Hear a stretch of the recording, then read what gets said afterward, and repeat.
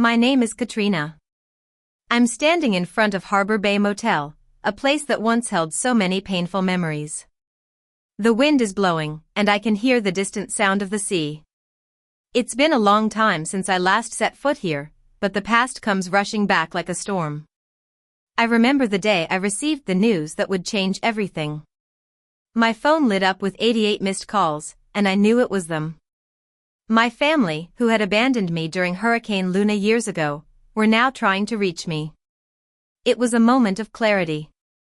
I realized they hadn't forgotten me that night, they had counted on me staying buried in the storm.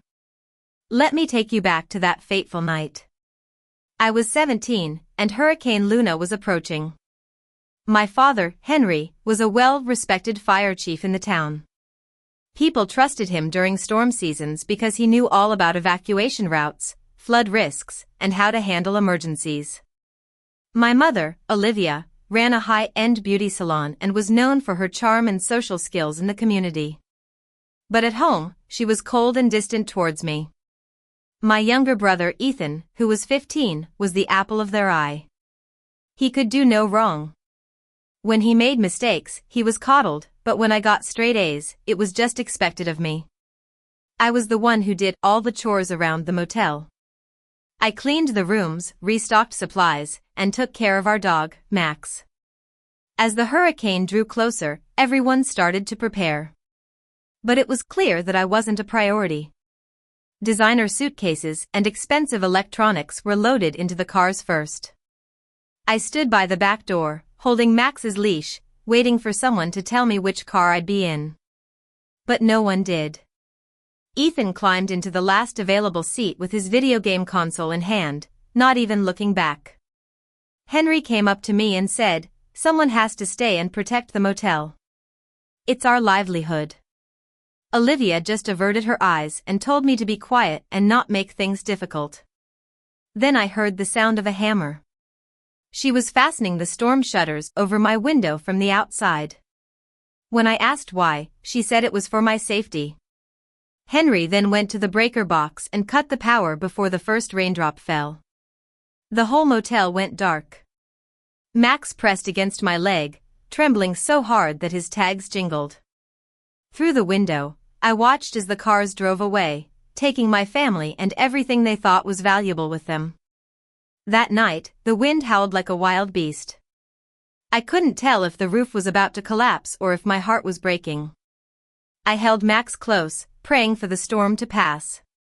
After the hurricane, they came back as if nothing had happened.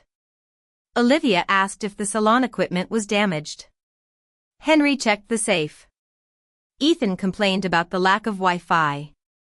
I stood there, covered in scratches from clearing debris, and told them I thought Max and I were going to die. Olivia sighed and said, "Katrina, stop being so dramatic. You're fine." Henry said I should be proud of handling the responsibility. Ethan laughed and said he wished he was trusted like that. That was the moment I stopped trying to make them understand. I became invisible. I stopped asking for help, stopped sharing my feelings. I saved every penny I earned from my part-time jobs and started documenting everything, the bills they ignored, the promises they broke, and the way they treated me. I applied to college without telling anyone except my grandmother, Rose. She was the only one who truly saw me. She took me out for ice cream on my birthdays, taught me how to fish, and bought Max a warm bed. When I showed her my college applications, she didn't ask why I wanted to leave. She asked how much it would cost to keep me away. That simple question made me realize that someone finally cared about my freedom. I chose a program in disaster management and emergency response. People asked me why I was interested in such a field, and I said I was fascinated by storms. It was easier than saying I wanted to understand the systems that my family had used to justify their actions. In college, I faced my own demons. A thunderstorm once knocked out the power in my dorm, and I panicked. I locked myself in the bathroom until my roommate found me. But slowly, I built a new life. I worked at the campus emergency center, volunteered at shelters, and interned with a non-profit that helped families evacuate with their pets. My family rarely called, and when they did, it was always for something. Henry wanted me to help with some official paperwork. Olivia needed advice on a business loan. Ethan asked for money for a new phone. I learned to communicate with them through emails and kept every message as evidence. Rose called me every week. She asked about my life, about Max, and never pressured me to forgive my family. She once said, "Baby, sometimes what you miss is not the place, but the version of the place you deserved." By the time I was 24, I was working for a non-profit called Safe Horizon Relief. We converted old buildings into emergency shelters for families with children and pets. I was good at my job because I knew what it was like to be left behind in a storm. One day, Rose asked me to visit her at the motel. When I arrived, she was sitting on the porch, with Max's head on her lap. She had a folder on the table. She told me that the motel wasn't Henry and Olivia's property. It had always belonged to her. They had moved in when I was a child, promising to pay rent once their businesses were stable. But over the years, they paid less and less, and Rose covered all the expenses. I was shocked, not because I was surprised they lied, but because I finally saw the extent of their deception. They had not only taken advantage of me but also of the one person who loved me unconditionally. Rose said she had stopped making excuses for them after Hurricane Luna. She wanted the motel to be a place that truly protected people, not just a source of profit for my family. I knew what would happen if she left the motel to me. Olivia would cry and play the victim. Henry would try to use his influence. Ethan would talk about family unity. 2 years later, Rose passed away peacefully in her sleep. At the funeral, Olivia cried loudly, Henry stood there looking serious, and Ethan checked his phone. I said nothing. A week later, the will was read. I wasn't there. My lawyer called me, and soon my phone started ringing non-stop. Olivia left voicemails full of confusion and anger. Henry texted demanding I call him. Ethan sent long messages about family values. I could have evicted them right away, but I decided to play it smart. I sent them a formal lease with clear terms. Only Henry and Olivia were approved tenants. No long-term guests without permission. No unauthorized business use. Payments were due on the 1st of each month, with late fees after the 5th. They had 30 days to sign or leave. They were furious. Olivia called it humiliating. Henry said it was disrespectful. Ethan said it was disgusting. But they signed on the 29th day. For the next few years, I kept everything professional. Rent was due, and I filed all the receipts. Repairs were documented. I didn't visit for holidays, and I ignored their guilt-tripping calls. But then, things started to go wrong. Ethan started using the motel's parking lot for his new car, sharing business without my permission. I found online listings for short-term rentals of the motel rooms. And Olivia was allowing long-term guests to stay without my approval. Ethan suddenly became friendly, texting me to ask how I was. 4 messages later, he revealed the reason. He said Henry's health was deteriorating, Olivia was stressed, and the motel was too much for them. They wanted to buy the motel at a family price. The price he named was an insult. The land alone was worth millions, especially after the city announced plans to improve the area for storm-safe housing. I told him I wasn't selling.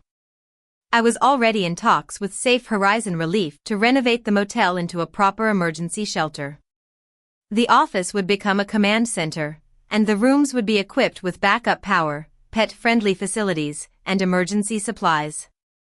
The reaction was immediate. Olivia called me 14 times. Henry sent a message saying I had no idea how the city worked. Ethan wrote that I was ruining the family legacy. They spread rumors about me in the town. Olivia went door to door, crying and saying I was trying to kick them out. Henry hinted to his colleagues that the permit process for the renovation should be carefully reviewed. Ethan used his social connections to question the credibility of Safe Horizon Relief. I hired a lawyer, Lily, a tough and no-nonsense woman. I gave her all the evidence, the lease violations, the photos of Ethan's business activities, and the messages from my family. Lily said our case was strong. She advised me to focus on the city permit hearing, where the real decisions would be made. At the permit hearing, the room was filled with tension. Henry and Olivia sat at the front, looking like victims. Ethan wore a suit and a fake smile. I walked in with Lily and a thick folder full of evidence. Across the aisle, representatives from Safe Horizon Relief were sitting. Safe Horizon presented their plan first. It was a well-thought-out and practical plan that would turn the motel into a much-needed emergency shelter. The board listened attentively. Then it was my family's turn. Olivia stood up, her voice trembling. She said I was forcing my aging parents out of their home. She claimed Rose would never have wanted the motel to be turned into a non-profit project. Henry spoke next, using his authority as a fire chief to raise concerns about traffic and liability. Ethan gave a speech about community values and how I didn't understand the importance of the motel to the town. I let them finish. Then, Lily touched my folder and whispered, "Steady." I stood up. My hands were cold, but my voice was firm. I introduced myself as the legal owner of the motel. I showed the deed, the lease, and the evidence of their violations. I presented photos of Ethan's unauthorized business use and the long-term guests without permission. I also brought up the night of Hurricane Luna. I told the board how I was left behind to protect the motel while my family drove away with all their valuables. I described how the power was cut, and I spent the night in the dark, scared for my life. The room went silent. One board member asked Henry if he understood the danger of leaving a minor in a hurricane.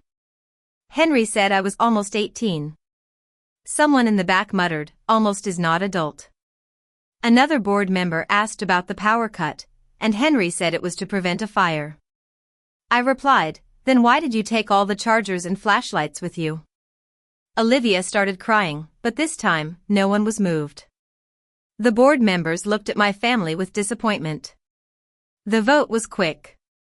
The permit was approved unanimously. I watched as my family's faces fell. They had lost. 6 days later, Lily served the eviction notice.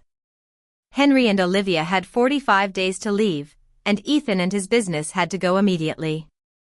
Henry was also reported to the City Ethics Committee for trying to influence the permit process.